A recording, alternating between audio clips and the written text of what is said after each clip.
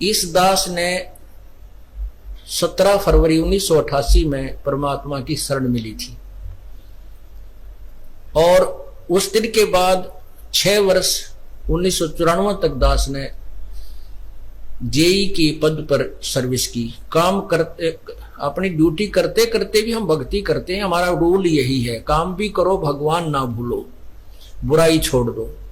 लेकिन 1994 में परमात्मा ने आदेश दे दिए गुरु महाराज ने कि तू इस काम ने संभाल। अब गुरु की आज्ञा का अवहेलन करना भगत का काम नहीं होता। जो गुरु वचन पर डट गए कट गए फंद 84 के। भाई जो गुरु वचन पर डट गए कट गए फंद 84 के। और उन्होंने अचानक मुझे बुलाकर पास बैठा लिया, कहने लगे आज से तू नाम दिया करेगा और जितने भी वर्तमान संगत थी सबको कह दिया और सबको बता देना कि जो इसको गुरु नहीं मानेगा और मेरा कुछ नहीं होगा। मेरे पसीने आ गए कि मैं तो 2 कौड़ी का जीव, एक मजदूर आदमी, और परमात्मा ये इतना बड़ी जो है ना, इतना बड़ा जिम्मेवारी का काम। और उनके पुराने पुराने भक्त मेरे थे, लाल कपड़े पहन का बाबा जी भी बन रहे थे, उनके साथ रहा करते। उनको सबको निकाल दिया था उनकी त्रुटियां देख जाकर। हमने नहीं पता था कि हो रहा है क्या इनका मालिक का उद्देश्य है। जब वो 104-5 साल की उम्र थी उस महापुरुष की, हमारे पूज्य गुरुदेव की, और कहा मैं तेरे साथ रहूंगा। और तीसरा शब्द एक दिन कहा था कि रामपाल तेरे सब बराबर इस संसार में संत नहीं होगा, पूरे विश्व में तेरे बराबर संत नहीं होगा। अब इस दास का और संत का के मेल था। हम तो भगत थे, दास थे, भगवान की भक्ति करते थे, अपनी नौकरी भी करते थे, बच्चे भी पालते थे। अब कहते हैं साध वचन पलटे नहीं, चाहे पलट जावा ब्रह्मंड, उनका वचन नहीं पलट सकता। उन्हें जो कह दिया सो कह दिया। तो वही ये फल गया। नहीं हमारी तो घर के ना सुना थे, शुरू में अकेला नाम ले रहा था। बालक भी तो बालक छोटे थे, वो तो घर जैसे कहूँ था मान जाए थे, उनकी माँ नहीं मानने, फिर मेरे माता पिता नहीं मानने, अगले भाई पुरानी लाग कुकर छोड़ना। बड़े साके में पा आया, फिर परमात्मा से अर्ज करी, धीरे धीरे वो समझन लागे। ना सुनते तो भी बोले जानता बावड़े की तरह। तो धीरे क्यों कान न कैसे बंद करेंगे वहां बैठे हुए।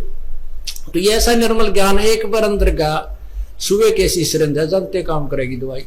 तो धीरे धीरे कान के माध्यम से ये दवाई भेजी जाती है। और आज देख लो रंग ला दिया परमात्मा ने। उस परम पिता पूज्य गुरुदेव जी की शब्द शक्ति से सब काम चल रहा है और कबीर परमेश्वर हमारे सिर पर रहते। तो परमात्मा उस दिन के बाद सन 1995 में इतने 21 साल के बाद इतने पाठ हम घर घर पाठ किया करते थे। 3 दिन पाठ करते थे और एक दिन पहले जाना पड़ता था। ये दास स्वयं सेवा करता था, घर घर जाके उनके सब जहां हमने पाठ करने का स्थान देखना होता था उसकी सफाई करते थे। कईयों का देख कर कमरा होता बड़ा सा, उसी में पाठ भी करना, उसी में खाना भी बनाना, उसी में खाना भी उसी में, सोना भी उसी में। तो उस ढंग से अपनी सेटिंग कर लेते हम, इतनी जगह में पाठ कर लेंगे। तो मेरा जाना अति आवश्यक था उस समय, क्योंकि स्टार्ट था भक्ति का और स्टार्ट था इस 500 यज्ञ करने का। किसी को नहीं मालूम था, बच्चे थे सहयोग देने लगे। और धीरे धीरे फिर वो क्या हुआ कि इतने पाठ हो गए कि मुझे नौकरी, पहले तो क्या करता था, शुक्रवार को पाठ प्रारंभ किया, शुक्र ड्यूटी करके सामने चले जाते बृहस्पतिवार को, शुक्रवार को रात में तैयारी करते, शुक्रवार को शनिवार को अब पाठ प्रारंभ करके अपनी नौकरी पर चला जाता, फिर शाम ना आ लेता, शनिवार इतवार की छुट्टी हो जाती। काम चल रहा था वो हफ्ते में हुए, फिर होने लगे डेली। अब अफसर भी दुखी और मैं भी दुखी, तो फिर उस दिन रिजाइन कर दिया परमात्मा के नाम पर। 18 साल की नौकरी होगी थी मेरी। हालांकि कुछ और भी हमारे साथी कह रहे थे भाई अभी 2 साल और डट जाओ आपकी पेंशन बन जाएगी। वाह भैया पेंशन तो करा कितनी बार होगी। जो पेंशन ई बनेगी ना, या कद्दे नहीं बनी थी, या असंख्य जन्मों की पेंशन बन जाएगी। तो वो तो इस बात को नहीं समझे थे, उन्होंने तो मुझे मूर्ख ही समझा।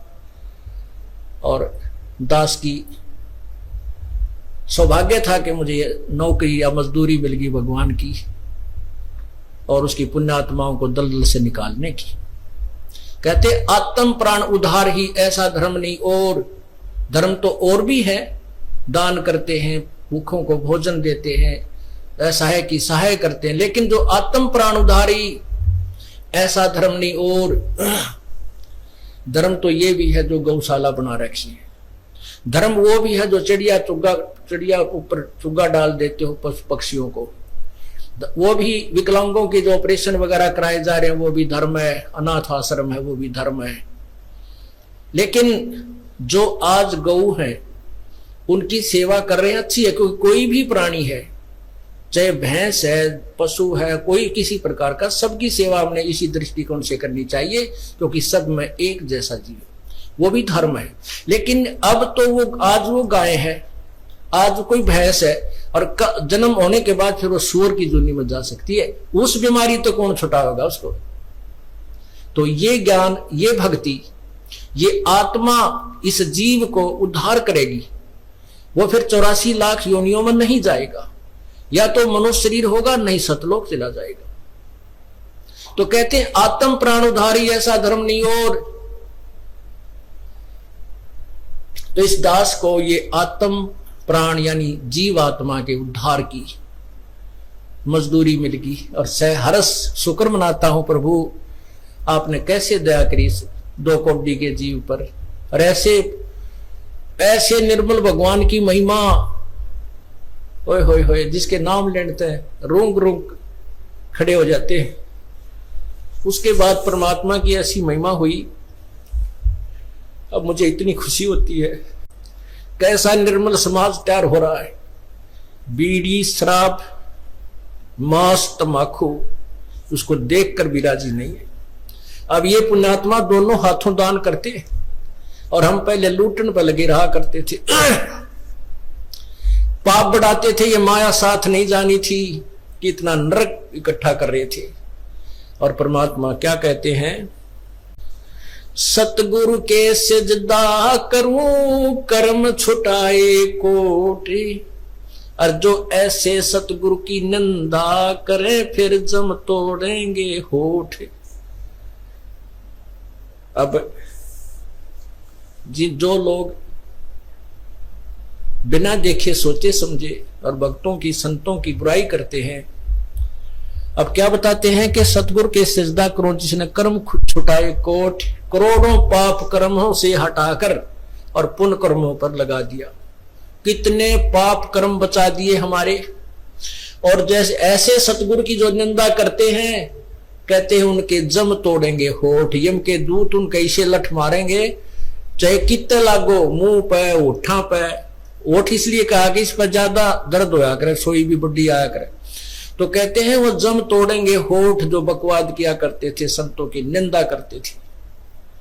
नित्यानंद जी महाराज ने यहां तक कहा है, भाई तू ना मानता ना, ठीक है, अपना और काम कर ले, और कुछ कह सुन ले, पर संत की निंदा मत करिए, ये तेरे लिए बहुत जबरदस्त पाप बन जाएगा। लेकिन जो इस मार्ग से परिचित नहीं, वो नादान बच्चे आगे में हाथ दे देते, बिजली के तार को छू लेते, और ज्ञान होता सत्संग से, और सत्संग में ये काल नहीं आने देता। तो उस दिन के बाद परमात्मा की ऐसी रजा हुई कि बाग लाग गया भगवान का। और यही प्रार्थना करता रहा, परमात्मा तेरे बच्चे तुझे समझे पहचाने, दास को ये नौकरी दी है, इसमें सफल भी आप ही करोगे। इन लोगों ने तो आपको भी नहीं बख्शा था, जब जिसमें आप यहां आए थे काशी में 120 वर्ष रह कर गए, सारा जीवन आपके पीछे पड़े रहे। उन दुष्ट आत्मा स्वार्थियों ने अपने स्वार्थ के लिए जनता को सत्य ज्ञान नहीं समझने दिया, और परमात्मा को बहुत यातनाएं दी गई। अब उनकी जो यातनाओं, उनके साथ जो हुए संघर्ष को देखकर इस दास का दिल डटा हुआ है कि हमारे साथ तो अभी कुछ भी ना हुआ है। जो उस परमात्मा के साथ कितना तेल के कढ़ाई में डाल दिए, कितना काट काट के घेर दिए, कितना कुएं में डाल के ऊपर तो डले ठोक दिए, फिर भी डोके न पाए। वो तो समर्थ थे, और जनता कुछ नहीं बिगाड़ सकी, और ना ही उनको समझ सकी। समझना चाहिए था, कुछ लोग समझे भी थे, लेकिन बाद में फिर वो ठीक ढंग से ना लगे तो भगवान ने उनको स्वयं ही रिजेक्ट कर दिया था। परमात्मा क्या बताया करते थे, कैसा एथेंटिक उदाहरण दिया करते थे। पुण्यात्माओं क्या बताते हैं, भाई सिर साटे की भक्ति है और कछु नहीं बात, सिर के साटे पाई यो अवगत अलख अनाथ। अब शीश कैसे देना है, शीश ये नहीं भाई काट के सिर चढ़ा दे भगवान के चरणों में, ऐसे नहीं। जैसे आपको परसों के सत्संग में सुना था कि गुरुदेव को समर्पण कर दिया जाए। समर्पण का अर्थ यह है कि जो आज्ञा दे वही की जाए, चाहे वो बुरा लग रहा है चाहे अच्छा लग रहा है, उसमें हमारा हित है, अति हित होता है। और संत क्या कहते हैं, भाई बीड़ी शराब मांस तम्बाकू ये मत पीना। संत कहते हैं चोरी जारी नहीं करना, डाके ना डालना, किसी की जेब ना काटना, ये महापाप है तेरे लिए। अपना करके खाना बेटा, भगवान भजना, इससे तेरा कल्याण होगा। और हम यही वचन नहीं मानेंगे तो फिर यहाँ स्कूल में आने की आवश्यकता क्या है, इस विद्यालय में सत्संग में आने की आवश्यकता क्या है। हम गलतियां भी गलती पे गलती करते रहे और फिर सत्संग में भी आ रहे हैं तो वो फेल हो जाएंगे विद्यार्थी, वो पास नहीं हो पाएंगे।